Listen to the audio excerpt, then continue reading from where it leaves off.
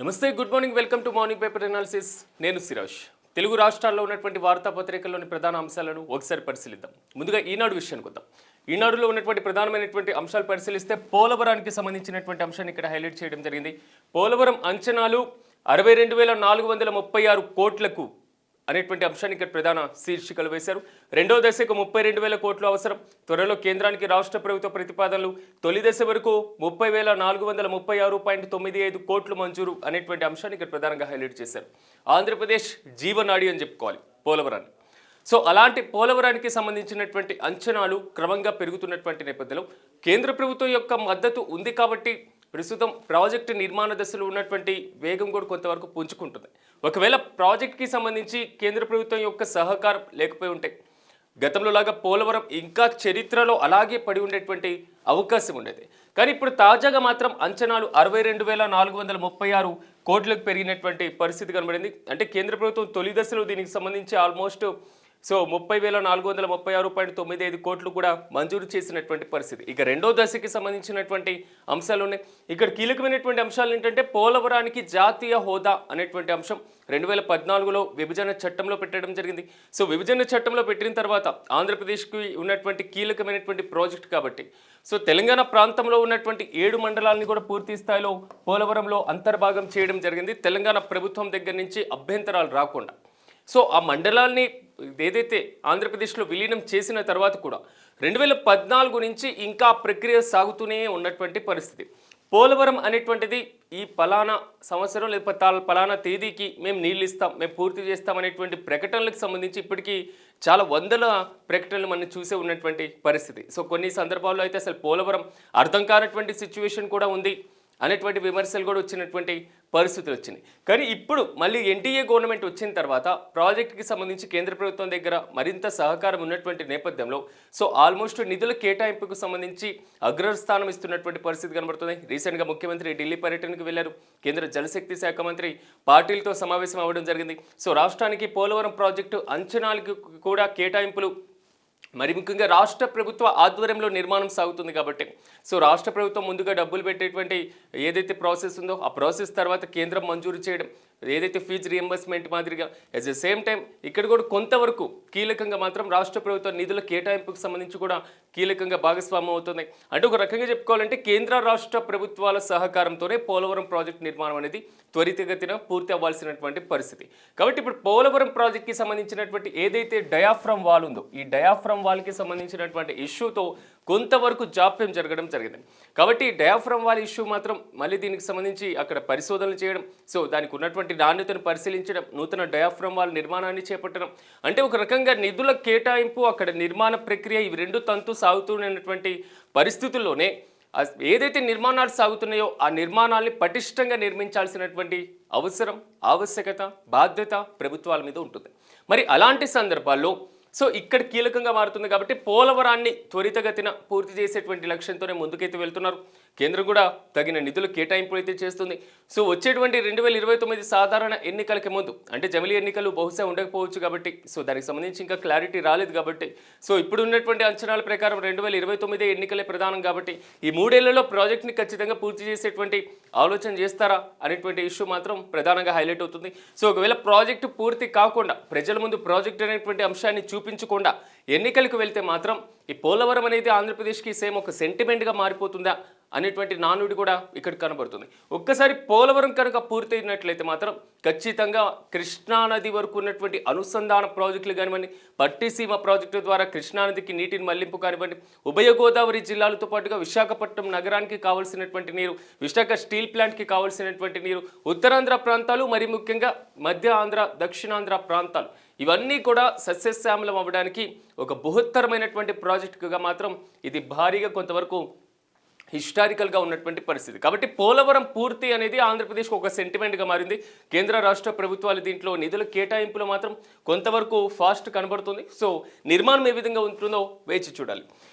ఐటీకి silicon valley, క్వాంటమ్కు Amaravati అనేటువంటి అంశం ఇక్కడ ప్రధానంగా హైలైట్ చేశారు. రాజధాని నుంచి దేశ క్వాంటమ్ కంప్యూటింగ్ భవిష్యత్తు నిర్మాణం.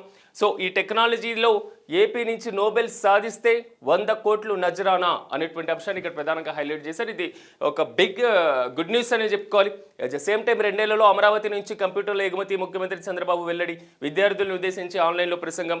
అదేవిధంగా వైసర్ క్యూబిటెక్ సంస్థలతో కలిసి 54,000 మందికి శిక్షణ ఇస్తున్నటువంటి ప్రభుత్వం అనేటువంటి అంశం నిన్న ఆ విద్యార్థులను ఉద్దేశించి ఆంధ్రప్రదేశ్ ముఖ్యమంత్రి చంద్రబాబు ఆన్లైన్ ద్వారా ఒక ప్రసంగం చేశారు.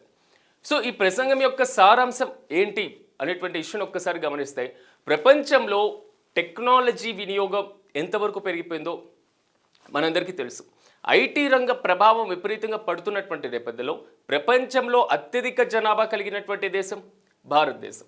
ప్రపంచంలో జనాభా ఎక్కువగా ఉన్నప్పటికీ ప్రపంచంలో టెక్నాలజీ మీద ఎక్కువగా ఆధారపడుతూ క్రమంగా టెక్నాలజీ వైపు, మరి ముఖ్యంగా టెలికమ్యూనికేషన్స్ వైపు ఎక్కువగా అడుగులు వేస్తున్నటువంటి దేశం భారతదేశం. ఇలాంటి దేశం ఆర్థిక వృద్ధిలో కూడా 4వ స్థానం 5వ స్థానంలో త్వరితగతిన ప్రగతి సాధిస్తున్నటువంటి నేపథ్యంలో ప్రపంచ దేశాల దృష్టి ఇప్పుడు మొత్తం కీలకంగా ఒకే ఒకటి భారతదేశం వైపు పడుతున్నటువంటి పరిస్థితి. ఎందుకు భారత్ పైన ప్రపంచ దేశాల దృష్టి పడ్డం? సో యువని ఇంజనీర్లు భారతదేశం నుంచి మానవ వనరులు డెవలప్ అవుతున్నాయి. ఇలాంటి సమయంలో అమెరికాతో పాటుగా అభివృద్ధి చెందినటువంటి దేశాల్లో ఉన్నటువంటి టెక్నాలజీ, అమెరికా కానివ్వండి, రష్యా కానివ్వండి, చైనా కానివ్వండి, ఇతర అభివృద్ధి చెందినటువంటి దేశాలతో పోల్చినప్పుడు ఆల్మోస్ట్ అక్కడ ఉన్నటువంటి ప్రగతి, అక్కడ ప్రభుత్వాలు విధిస్తున్నటువంటి ఆంక్షలు, ప్రభుత్వాలు కల్పిస్తున్నటువంటి రాయితీలు, యాజ్ ఎ సేమ్ టైం అక్కడ ఉన్నటువంటి లిమిటేషన్స్, ట్యాక్స్లు, ఈ మొత్తం ప్రభావం ఖచ్చితంగా కనబడుతుంది.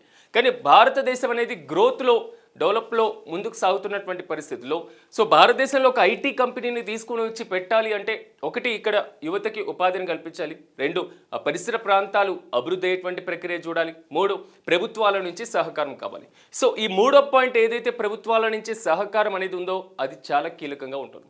ఎందుకంటే ఇప్పుడు ఉన్నటువంటి ఆంధ్రప్రదేశ్లో మినహా దేశంలో ఉన్నటువంటి ఒక రాష్ట్రాన్ని పరిశీలించండి మీరు. సో దేశంలో ఉన్నటువంటి ఎన్ని రాష్ట్రాలు టెక్నాలజీకి మేము ఇంత భూములు ఇస్తున్నాం, పెట్టుబడులకి మేము ఇంత సాధన చేస్తున్నాం, మేము ఇంత కీలకమైనటువంటి ప్రగతి వైపు అడుగులు వేస్తున్నాం అనేటువంటి అంశంతో ముందుకు వెళ్తున్నాయి. దక్షిణ భారతదేశంలో ఉన్నటువంటి రాష్ట్రాలు ఈ వీటిలో ముందు వరుసలో ఉన్నాయి. మహారాష్ట్ర, కర్ణాటక, కేరళ, తమిళనాడు, ఆంధ్రప్రదేశ్, తెలంగాణ. ఒకవేళ ఈశాన్య రాష్ట్రాలకు వెళ్ళండి, మణిపూర్ కానివ్వండి, మేఘాలయం కానివ్వండి, అరుణాచల్ ప్రదేశ్ కానివ్వండి, సిక్కిం కానివ్వండి, త్రిపుర కానివ్వండి. సో ఈశాన్య రాష్ట్రాలు 7 సిస్టర్స్ అంటూ ఉంటారు. సో వాటి పరిస్థితి ఏ విధంగా ఉంది? ఉత్తర భారతదేశంలో ఉన్నటువంటి వెనుకబడిన రాష్ట్రాల పరిస్థితి ఏ విధంగా ఉంది? అక్కడ మౌలిక సదుపాయాల కల్పన వైపే, అక్కడ వ్యవసాయం వైపే, లేకపోతే ఆ స్థానికంగా ఉన్నటువంటి రాజకీయ పరిస్థితుల వైపే, ఆ స్థానికంగా ఉన్నటువంటి ఆర్థిక వ్యవస్థల వైపే రాష్ట్రాలు ఇంకా పయనంలో ముందుకు సాగుతున్నటువంటి పరిస్థితి. కొన్ని అరాకొర ప్రాజెక్టులు మినహా, పెట్టుబడులు మినహా. సో దేశంలో ఇంత కీలకమైనటువంటి టెక్నాలజీని అందిపుచ్చుకున్నప్పుడు మాత్రమే సో మనం కూడా ప్రపంచంతో వేగంగా ముందుకు వెళ్ళగలుగుతాం. ఇది చాలా నిజమైనటువంటి వాస్తవం. ఇంత విషయం ఎందుకు చెప్పాల్సి వస్తుంది అంటే, అమరావతిలో క్వాంటమ్ కంప్యూటింగ్కి సంబంధించినటువంటి అంశం. ఇది ఒక చిన్న ఇష్యూ కాదు, ఇది ఒక సబ్జెక్ట్ లెస్ ఇష్యూ కాదు. ప్రపంచంలో క్వాంటమ్ కంప్యూటింగ్కి పేరుగాంచినటువంటి ఏకైక ప్రదేశం సిలికాన్ వ్యాలీ. సో ఐటీకి సంబంధించినటువంటి అంశాలు కానివ్వండి, ఏదైనా. సో భారతదేశంలో అసలు క్వాంటమ్ కంప్యూటింగే లేదు ఇప్పటి వరకు. భారతదేశంలో క్వాంటమ్ టెక్నాలజీ లేనటువంటి పరిస్థితి. అలాంటిది ఇప్పటికిప్పుడు రాజధానిగా డెవలప్ అవుతున్నటువంటి అమరావతి ప్రాంతంలో క్వాంటమ్ కంప్యూటింగ్ తీసుకొని వస్తే, క్వాంటమ్ కంప్యూటింగ్ అక్కడ డెవలప్మెంట్ జరిగితే, R&D అంటూ ఉంటాం మనం, రీసెర్చ్ అండ్ డెవలప్మెంట్. ఈ research and development quantum computing ద్వారా జరుగుతూ ఉంటే ప్రపంచంలో ఇంతకంటే అగ్రస్థానంలో అమరావతి ఉంటుంది అనడానికి మరొక నిదర్శనం, ఉదాహరణ మరేమైనా ఉంటాయా? ఖచ్చితంగా. అంటే ఇక్కడ ఈ 2 విషయాలు కనబడుతున్నాయి. ఒకటి మనం పెట్టాలనుకున్నటువంటి ఉద్దేశం, ఒకటి మేము చేయాలనుకున్నటువంటి పని ఉత్తమమైనటువంటి పరిస్థితులు ఉంటే ఖచ్చితంగా ఓకే. 2 అది కార్యరూపం దాల్చాలి. క్వాంటమ్ కంప్యూటింగ్ అనేది మాత్రం భారతదేశంలో అమరావతికి ఆల్మోస్ట్ సిద్ధమైనటువంటి పరిస్థితి. ఇప్పటికే విశాఖలో గూగుల్ సెంటర్ ఏర్పాటు వైపే సో దేశంలో ఉన్నటువంటి వివిధ రాష్ట్రాలన్నీ కూడా చూస్తున్నటువంటి పరిస్థితి. సో రీసెంట్గా ఇచ్చినటువంటి రాయిటర్స్ నివేదిక కూడా ఇలాంటి అంశాలే ప్రస్తావిస్తుంది కీలకంగా. ఎందుకంటే రాయిటర్స్ సంస్థ తన వ్యాసంలో రాయడం జరిగింది, దేశంలో ఉన్నటువంటి టెక్నాలజీ రంగం మొత్తం ఆంధ్రప్రదేశ్లో కొంతవరకు వైపు చూస్తున్నటువంటి పరిస్థితిలో, ఆంధ్రప్రదేశ్లో ప్రభుత్వం కల్పిస్తున్నటువంటి విధానాలతో ముందుకు వెళ్తున్నటువంటి పరిస్థితిలో, ఇలాంటి సమయంలో భారతదేశంలో ప్రధానమంత్రి రాజీనామా చేసి 2029 ఎన్నికలకి ముందే సో కొత్త ప్రధానమంత్రిని ఎంపిక చేస్తే బాగుంటుంది. ఎందుకంటే 2029 ఎన్నికలకి నరేంద్ర మోదీకి ఆల్మోస్ట్ 79 ఏళ్ళు 80 ఏళ్ళ దగ్గరకు వస్తారు కాబట్టి సో ఆయన ప్రధానమంత్రిగా పనిచేసేటువంటి అవకాశం ఉండకపోవచ్చు. కాబట్టి సో ఆల్టర్నేట్ వేరే నేతకి ప్రధానమంత్రి పదవి ఇస్తే బాగుంటుంది అనేటువంటి ఆలోచన చేస్తూ రాయిటర్స్ కథనం పూర్తిగా క్లియర్ కట్గా ఆంధ్రప్రదేశ్ ముఖ్యమంత్రి చంద్రబాబు, ఆంధ్రప్రదేశ్ విద్యాశాఖ మంత్రి నారా లోకేష్ వీళ్ళిద్దరు కూడా ప్రధానమంత్రి రేస్లో ఉన్నారు అనేటువంటి ఇష్యూని రాయడం జరిగింది. అంటే ఇక్కడ కనబడుతున్నటువంటి అంశం రాయిటర్స్ సంస్థ తీసుకున్నటువంటి ప్రధాన ఎజెండాని మాత్రమే ఇక్కడ ప్రధానంగా డిస్కషన్ చేద్దాం. రాజకీయపరమైనటువంటి అంశాలు పక్కన పెట్టండి. ప్రధానమంత్రి అవుతారా అవ్వరా, అయ్యేటువంటి అర్హత ఏ విధంగా ఉంటుంది, దేవేంద్ర ఫడ్నవీస్ పేరు కూడా చెప్పారు కాబట్టి సో ఆ అంశాలు ఇక్కడ కీలకంగా రాష్ట్ర ప్రభుత్వం కల్పిస్తున్నటువంటి technology, Visakha Google center, so రాష్ట్ర ప్రభుత్వ విధానాలు, ఈ అంశాలని బేస్ చేసుకొని మాత్రమే రాయిటర్స్ సంస్థ అలా తెలపడం జరిగింది. సో ఇది క్వాంటమ్ కంప్యూటింగ్ మాత్రం దేశ రాజధానికి మాత్రం, దేశంలో ఒక క్వాంటమ్ రాజధానిగా మాత్రం అమరావతి మారేటువంటి అవకాశం ఉంది అనేది మాత్రం ఇక్కడ కనబడుతుంది. ఇక్కడ ఏపీ నుంచి నోబెల్ సాధిస్తే 100 కోట్ల నజరానాని కూడా ముఖ్యమంత్రి ప్రకటించారు. సో నోబెల్ ప్రైజ్ అనేది ఆల్మోస్ట్ మనందరికీ తెలిసిందే, ప్రపంచంలో అత్యున్నత అతి భారీదైనటువంటి ఒక అవార్డుగా మనం చెప్పుకుంటూ ఉంటాం. సో అలాంటి సందర్భంలో నోబెల్ సాధించాలి అంటే ఖచ్చితంగా రీసెర్చ్ అండ్ డెవలప్మెంట్కి అగ్ర ప్రాధాన్యత ఇవ్వాల్సినటువంటి అవసరం ఉంటుంది. యువ శాస్త్రవేత్తల్ని ప్రోత్సహించాల్సినటువంటి పరిస్థితి ఖచ్చితంగా ఉంటుంది. వారికి కావాల్సినటువంటి పరిశోధన కేంద్రాలు ఏర్పాటు చేయడం, సో పరిశోధనకి కావాల్సినటువంటి ప్రోత్సాహకాలు అందించడం, ఇలాంటివన్నీ కూడా. మట్టిలో మాణిక్యాలు అంటూ ఉంటాం. సో ఆ మట్టిలో మాణిక్యాలను వెలికి తీయాలి అంటే వారికి అవకాశాలు కల్పించాలి. సో ఆ మట్టిలో ఉన్నటువంటి మాణిక్యాలు ఉన్నటువంటి పేద విద్యార్థులు ఇప్పటికి కూడా ఆర్థిక స్తోమత లేక చదువుకి దూరంగా ఉండి వారికి ఉన్నటువంటి జ్ఞానాన్ని మొత్తం పక్కన పెట్టేసి చిన్న చిన్న పనులు చేసుకుంటూ జీవనాన్ని సాగిస్తున్నటువంటి పరిస్థితి కనబడుతుంది. నిజంగా అలాంటి విద్యార్థులకి ప్రోత్సాహకాలు కల్పించి ప్రభుత్వం తగినటువంటి గుర్తింపు ఇస్తే వారి రీసెర్చ్లో మరింత ముందుకు వెళ్ళేటువంటి అవకాశం ఉంటుంది. ఎక్కడెక్కడో నోబెల్ ప్రైజెస్ చూస్తూ ఉంటాం, బ్రిటన్ నుంచి, అమెరికా నుంచి, లండన్ నుంచి, రష్యా నుంచి, మాస్కో నుంచి, చైనా నుంచి, సౌత్ కొరియా నుంచి, ఇలాంటి దేశాలకి ఎందుకు పదే పదే నోబెల్ ప్రైజ్ ఫిజిక్స్లో, కెమిస్ట్రీలో రావాల్సినటువంటి పరిస్థితి ఉంటుంది. భారతదేశంలో ఎందుకు రాదు? ఎప్పుడో సివి రామన్ ఆ కాలంలోనే, లేకపోతే రవీంద్రనాథ్ ఠాగూర్ ఆ కాలంలోనే సాగినటువంటి పరిస్థితి ఉంటుందా?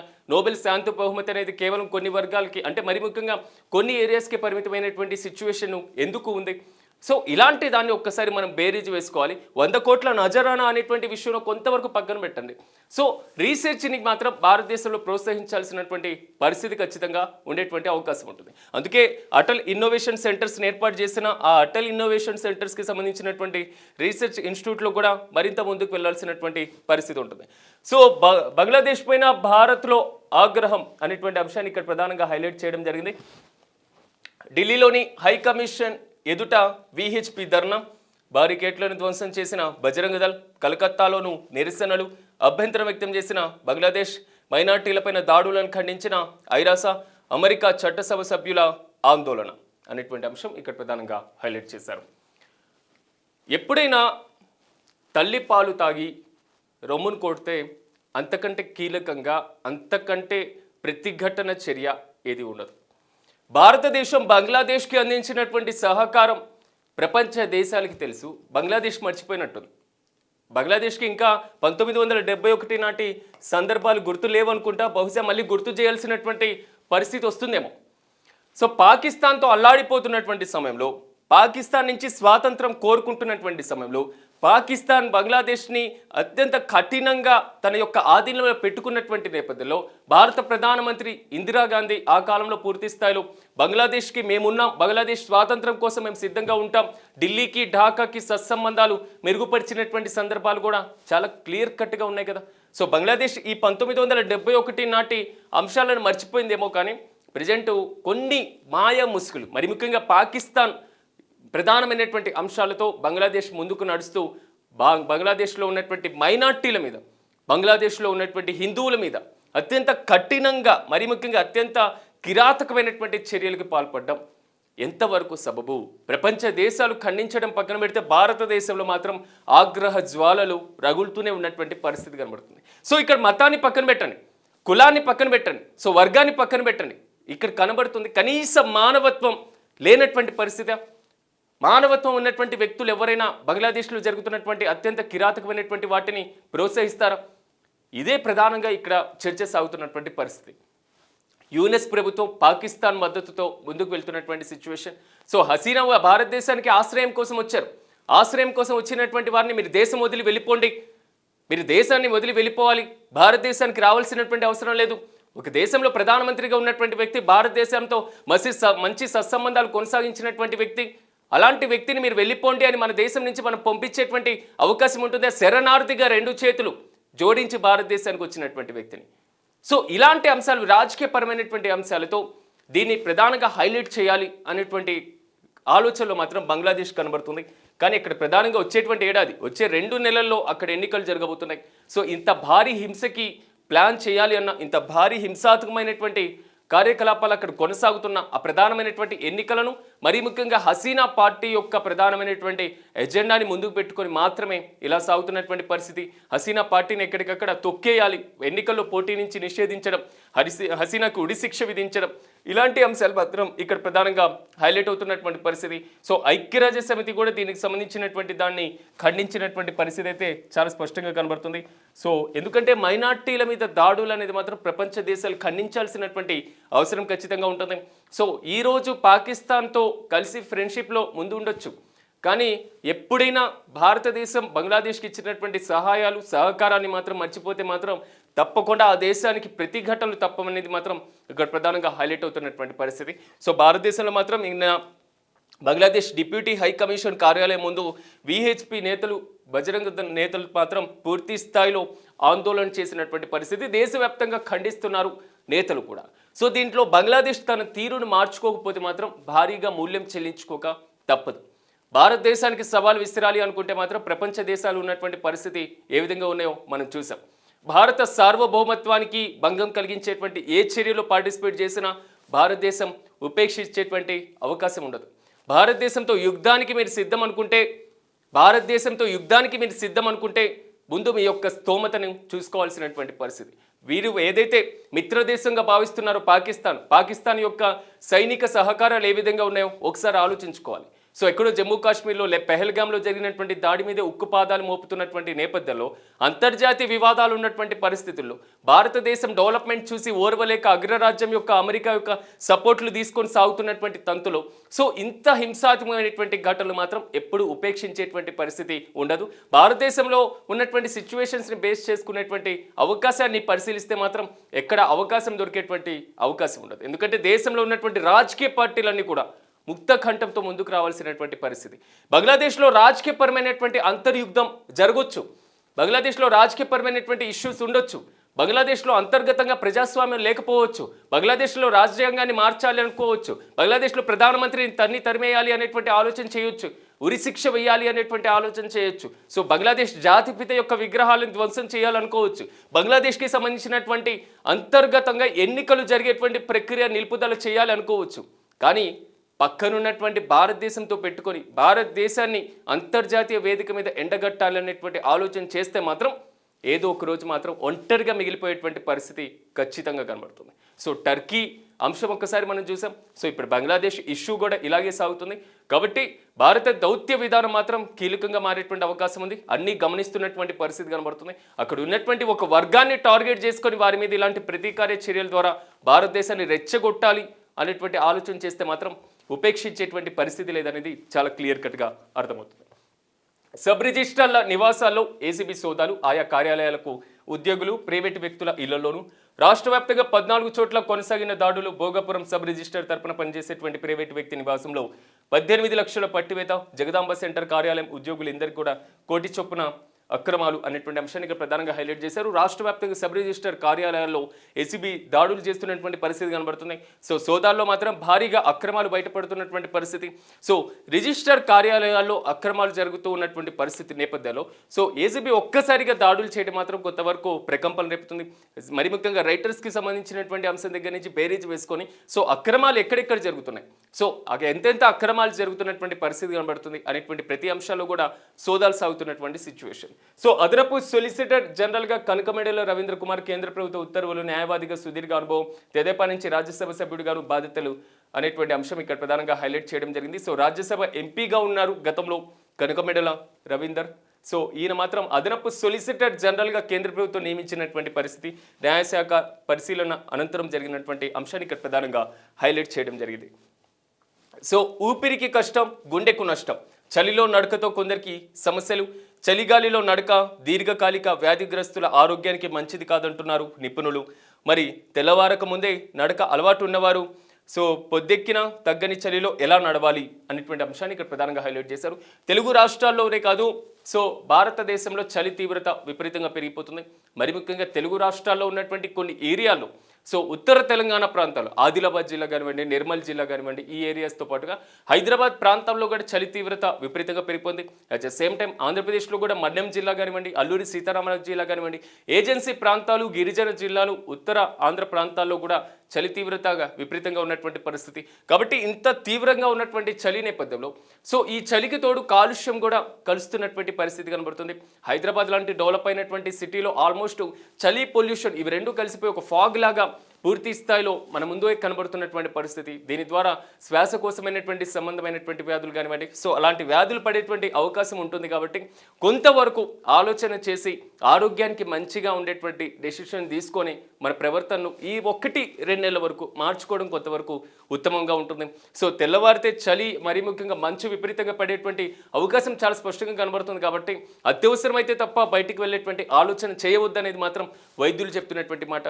అట్ ద సేమ్ టైం జర్నీలు చేసే వాళ్ళు కూడా తగు జాగ్రత్తలు పాటించాల్సినటువంటి అవసరం ఎంతైనా ఉంటుంది.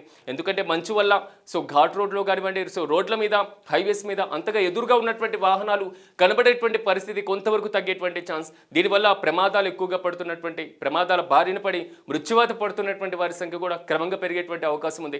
కాబట్టి రోడ్డు ప్రమాదాలు కూడా ఈ సీజన్లో మరింత ఎక్కువగా ఉండేటువంటి అవకాశం ఉంటుంది.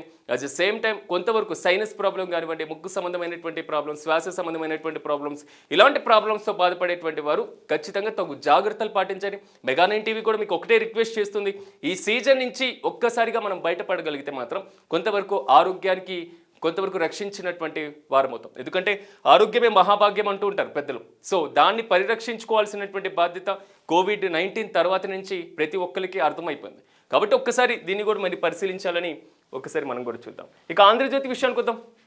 ఆంధ్రజ్యోతిలో వేసినటువంటి ప్రధానమైనటువంటి అంశాలు ఒక్కసారి పరిశీలిస్తే, హీరోయిన్లు డ్రెస్సింగ్ సెన్స్ పాటించాలి, ఓ సినిమా ప్రీ రిలీజ్లో నటుడు శివాజీ వ్యాఖ్యలు, పలువురు సినీ ప్రముఖులు అభ్యంతరం, వాయిస్ ఆఫ్ విమెన్ పేరిట మాలో ఫిర్యాదు, శివాజీపైన సీరియస్ అయినటువంటి మహిళా కమిషన్ 27 ఉదయం విచారణకు రావాలని ఆదేశం, క్షమాపణ చెప్తూ ఎక్స్లో శివాజీ పోస్ట్ అనేటువంటి అంశం ఇక్కడ ప్రధానంగా హైలైట్ చేశారు. సో నటుడు శివాజీ హీరోయిన్ల యొక్క డ్రెస్సింగ్ సెన్స్ పైన చేసినటువంటి కామెంట్స్ కొంతవరకు ప్రకంపన రేపినటువంటి పరిస్థితి. దీనిపైన పూర్తి స్థాయిలో మనోజ్ కూడా క్షమాపణ చెప్పారు. సో అనసూయ, చిన్మయి కూడా దీన్ని తీవ్రంగా ఖండించడం జరిగింది. సో మాలో కూడా ఫిర్యాదు చేయడం జరిగింది. అంటే ఒక రకంగా చెప్పుకోవాలంటే నటులుగా ఉన్నటువంటి వ్యక్తులు మాట్లాడేటువంటి పదాలు, మాట్లాడేటువంటి తీరులో ఉన్నటువంటి అంశాలు కూడా కొంతవరకు హైలైట్ అవుతున్నటువంటి పరిస్థితి, విమర్శలకు కూడా కారణమవుతున్నటువంటి సిచ్యువేషన్. నిన్న దీని మీద శివాజీ అంటే ఇంత కీలకంగా రచ్చ అయిన తర్వాత ఆయన కూడా స్పందించి 2 అన్పార్లమెంటరీ లాంగ్వేజ్ పదాలు రావడం జరిగింది. కాబట్టి నేను క్షమాపణ చెప్తున్నా అనేటువంటి అంశం కూడా నిన్న హైలైట్ అయింది.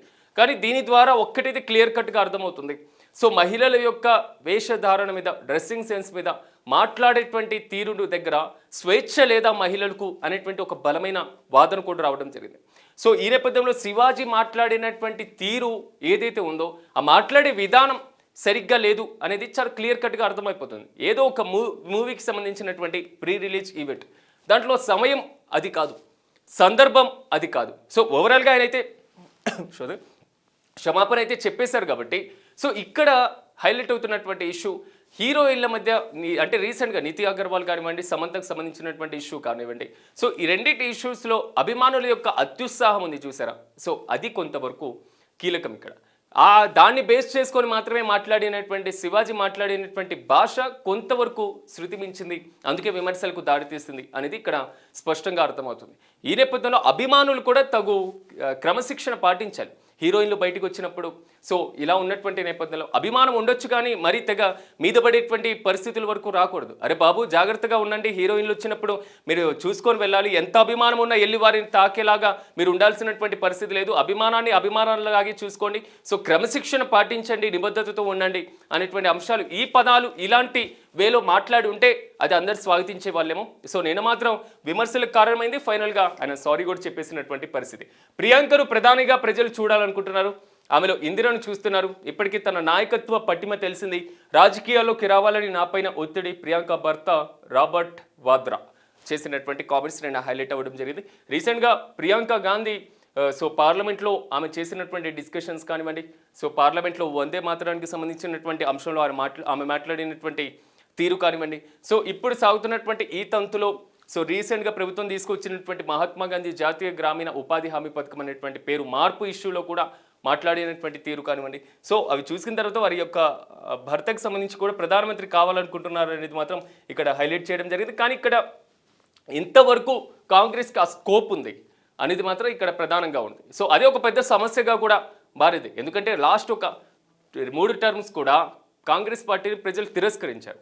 ఇలాంటి సమయంలో కాంగ్రెస్ పార్టీలో నాయకత్వ ఆలోచనలే మార్పుకు సంబంధించి ఏమైనా చేస్తున్నారా అనేటువంటి అంశం ఇక్కడ ప్రధానంగా హైలైట్ అవుతుంది. 2014లో రాహుల్ గాంధీని ప్రధానమంత్రి అభ్యర్థిగా వెళ్ళారు, ఓడిపోయారు. 2019లో రాహుల్ గాంధీ ప్రధానమంత్రి అభ్యర్థిగా కాదా అనేటువంటి ఇష్యూలో తికమకపడుతున్నటువంటి పరిస్థితి, సో ఓడిపోవడం జరిగింది. తర్వాత పార్టీ పగ్గాల్ని కూడా వదిలేసినటువంటి పరిస్థితి. కానీ 2024 ఎన్నికల్లో ప్రధానమంత్రి అభ్యర్థి ఎవరో అనేది ఎన్నికల తర్వాత మేము డిసైడ్ చేస్తామన్నారు. సో తర్వాత కూడా ఓడిపోవడం జరిగింది. అంటే గెలుపోటములు సహజమైనప్పటికీను సో కాంగ్రెస్ పార్టీకి ప్రజెంట్ ఉన్నటువంటి సిచ్యువేషన్లో అంత స్కోప్ ఎక్కడుంది అనేది ఇక్కడ హైలైట్ అవుతూనే వాద్రా కామెంట్స్ మాత్రం కొంతవరకు ప్రకంపలు రేపుతున్నటువంటి పరిస్థితి కనబడుతుంది కాంగ్రెస్ శ్రేణుల్లో కూడా. కాంగ్రెస్ అధిష్టానం ఏదైనా ప్రధానమంత్రి అభ్యర్థిగా ప్రియాంక గాంధీని ప్రకటించబోతుందా? ఒకవేళ ప్రియాంక గాంధీని ప్రకటించబోతే 2029 ఎన్నికల్లో ప్రజలు స్వాగతించేటువంటి అవకాశం ఉంటుందా? సో ఎన్డీఏకి కాంగ్రెస్ ప్రత్యామ్నాయంగా మారేటువంటి అవకాశం ఉంటుందా? సో ఒకవేళ ప్రియాంక గాంధీని రాబర్ట్ వాద్రా చెప్పినట్లుగా ప్రధానమంత్రి అభ్యర్థిగా ఎన్నికలకి ముందే ప్రకటించిన రాహుల్ గాంధీ పరిస్థితి ఏంటి? అంటే కాంగ్రెస్ పార్టీలో మరి ముఖ్యంగా గాంధీ కుటుంబంలో సో ఈ అంశానికి సంబంధించినటువంటిది డిస్కషన్ జరిగిందా అనేవి అనేక ప్రశ్నలు కూడా ఉత్పన్నమవుతూ ఉన్నాయి వాద్రా చేసినటువంటి కామెంట్స్ పైన.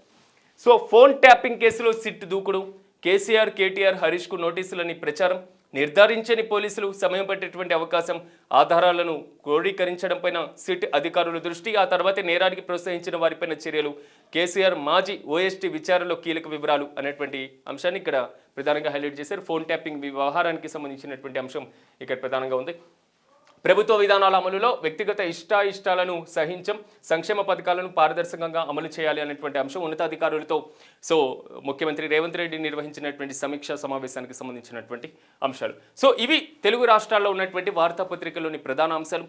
సో మనతో పాటుగా వీటి మీద విశ్లేషణ చేయడానికి ప్రముఖ రాజకీయ విశ్లేషకులు బండారు రామ్మోహన్ రావు గారు మరి కాసేపట్లో నాతో పాటు జాయిన్ అవుతారు. కాబట్టి సో మార్నింగ్ పేపర్ అనాలిసిస్లో షార్ట్ బ్రేక్ తీసుకుందాం.